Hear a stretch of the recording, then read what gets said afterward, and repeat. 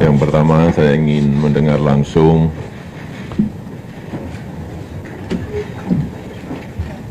peristiwa pemadaman total minggu kemarin, dan dalam sebuah manajemen besar seperti PLN ini mestinya menurut saya ada tata kelola risiko-risiko yang dihadapi dengan manajemen besar. Tentu saja ada contingency plan, ada backup plan. Pertanyaan saya, kenapa itu tidak bekerja dengan cepat dan dengan baik? Saya tahu peristiwa seperti ini pernah kejadian di tahun 2002, 17 tahun yang lalu, untuk Jawa dan Bali. Mestinya itu bisa dipakai sebuah pelajaran kita bersama. Jangan sampai kejadian yang sudah pernah terjadi itu kembali terjadi lagi. Kita tahu ini tidak hanya bisa merusak reputasi PLN, tetapi juga banyak hal di luar PLN yang terutama konsumen sangat dirugikan.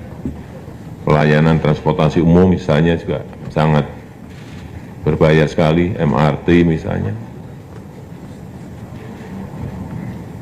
Oleh sebab itu, pagi hari ini saya ingin mendengar langsung, tolong disampaikan yang simpel-simpel saja, kemudian kalau memang ada hal-hal yang kurang, yang belak-belakan saja, sehingga bisa diselesaikan masalah dan tidak terjadi lagi untuk masa-masa yang akan datang. Saya silakan. Atas nama direksi kami mohon maaf atas kejadian hari Minggu 4 Agustus 2019. Mohon izin Pak Presiden, kami laporkan bahwa pada sistem kelistrikan di Jawa Bali ini terdapat dua sistem, yaitu sistem utara dan sistem selatan, di mana sistem transmisi ini ada masing-masing adalah dua sirkuit. Jadi dua sirkuit di utara dan dua sirkuit di selatan. Jadi ada totalnya adalah 4 sirkuit atau 4 jaringan.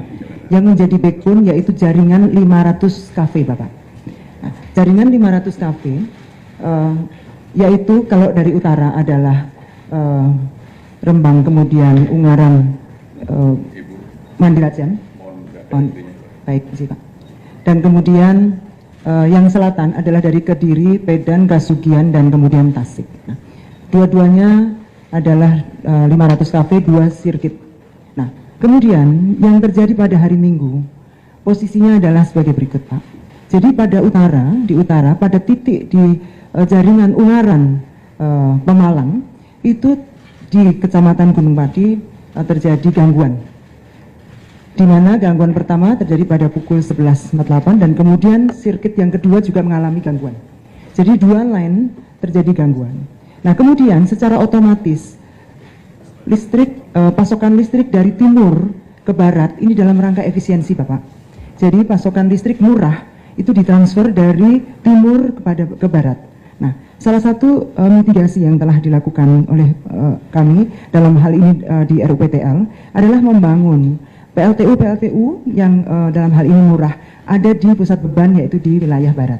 Dan itu sekarang sedang berjalan. Salah satunya yang sudah akan beroperasi COD pada tahun ini adalah Jawa 7, Bapak. 1000 mega akan masuk di tahun 2019 ini, dan kemudian 2020 1000 mega lagi. Pada waktu hari Minggu ini sudah menjadi satu rutin, Pak. Hari Minggu itu beban rendah, sehingga kami PLN melakukan perbaikan atau pemeliharaan jaringan. Nah, sehingga itu tinggal satu sirkuit saja. Nah, pada waktu pindah dari Ungaran kemudian ke Medan dan kemudian ke Kasugian dan Tasik, inilah kemudian membuat goncangan di dalam sistem. Nah, goncangan ini kemudian secara proteksi, secara pengamanan, sistem ini kemudian melepas, Pak. Nah, yang dilepas adalah Kasugian Tasik. Jadi Kasugian Tasik kemudian lepas dari sistem, sehingga aliran dari pasokan daya dari timur ke barat mengalami putus. Nah, di timur masih bertegangan, Pak. Jadi pada pukul 11.48 itu kondisi sistem kelistrikan di Jawa Timur dan Bali dan kemudian daerah istimewa Yogyakarta dan Jawa Tengah normal, Bapak. Nah, kemudian karena lepas, maka tegangan turun, Pak. Nah, karena tegangan turun, maka secara proteksi pembangkit-pembangkit yang ada di sistem barat itu mengalami proteksi melepaskan diri dari sistem. Dan kemudian memang kami mohon maaf Pak, prosesnya lambat, kami akui Pak prosesnya lambat. Demikian kira-kira Bapak penjelasan singkat. Ya, pertanyaan saya tadi di penjelasannya panjang sekali. Pertanyaan saya, Bapak Ibu semuanya ini kan orang pinter-pinter, apalagi urusan listrik dan sudah bertahun-tahun. Apakah tidak dihitung, apakah tidak dikalkulasi bahwa akan ada kejadian-kejadian sehingga kita tahu sebelumnya.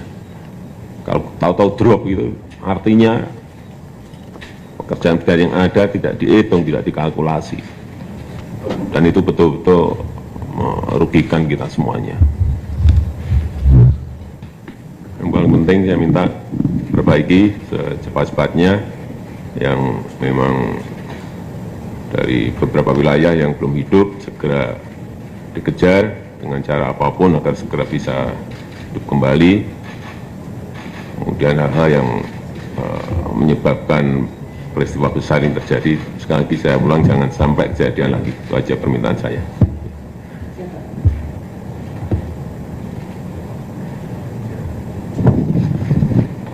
Baiklah, terima kasih.